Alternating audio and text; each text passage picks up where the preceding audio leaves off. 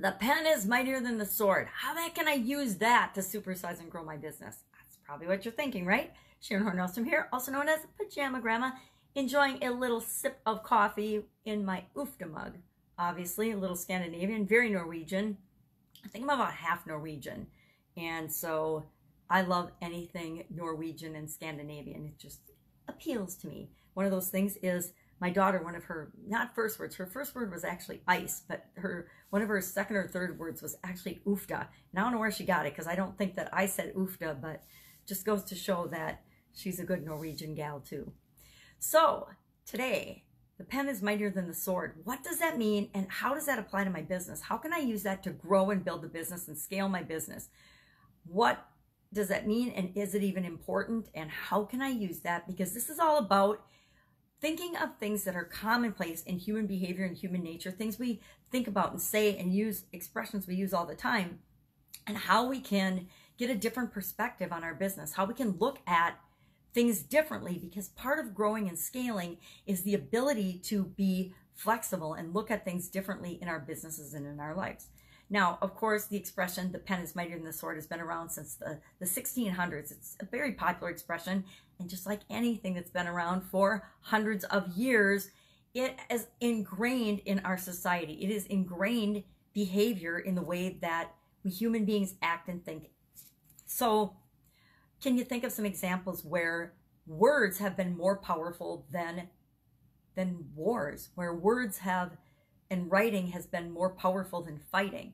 I can think of several. You know, I'm here in America, so of course the Declaration of Independence immediately pops to mind. The Declaration of Independence and many wars, I guess wars have been started and stopped by writing, by the pen being mightier than the sword.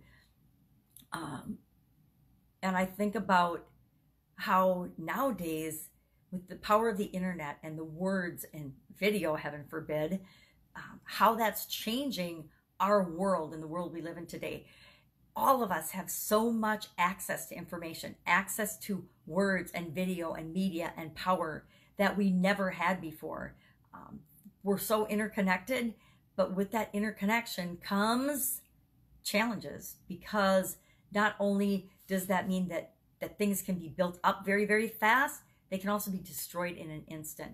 One social media post can ruin you, your brand, your company. One is all it takes. One that goes viral, one complaint from a customer that's carefully worded and put out there to destroy you can destroy your entire company, can destroy your entire brand.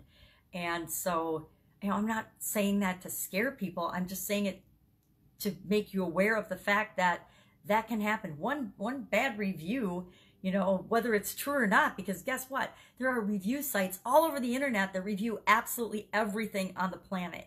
Anything and everything. You can go online and you can Google, you know, review for, and then plug in the name of your company, your brand, yourself. Plug in your name and start reading the things about yourself when you Google. Just Google your name and see what comes up. It's pretty interesting. Now, of course, there's other people that have the same name as you, but guess what? If somebody's searching you out and trying to find out if they want to do business with you, or if they want to partner with you, or if they want to know about you, all they have to do is Google your name. They're not going to know which ones are really you and which ones aren't, are they? You are, but they might not know that. So it's important to just be cognizant of that. Know that everything is an open book and almost everything is out there. If we think that we have, I get a kick out of all these privacy concern wars. And I'm not saying we don't want to keep things private, but the truth is anybody that wants to know anything about you can pretty easily find it out. They don't have to hire a private detective anymore. They can just go online and do some Google searches. They can pay some money. I think there's like probably thousands of sites that you can do background searches on people. You can do background information. Everything is out there. You know, why do you think Facebook is so powerful? Because they have information about our behaviors, and our behaviors tell the world more about us than, you know, any facts and figures or bank account numbers. And so, you know, information is mightier than the sword. It is so powerful. And I think that most of us business owners underestimate the power and the importance of information, especially information about our customers. And then the power of words to influence and communicate to our customers what we can do for them, how we can serve them, how we can help them. So I love this expression, the pen is mightier than the sword, because it is so true. I would love to see a couple of comments and have a little discussion with anybody who wants to about how you've seen this play out in your life and in your businesses. I've seen it play out in my life, in my relationships. I've seen, because words can, they can heal or they can harm. And I've experienced it both ways, right? I think we all have. If you've, lived for any amount of time, you probably have experienced words being used at you and toward you in a good way, and words being used at you and toward you in a bad way. It's just bound to happen when there's 8 billion people on the planet. Guess what? They're not all going to like you. They're not all going to love you. Some are going to actually hate you. I know. Newsflash, right?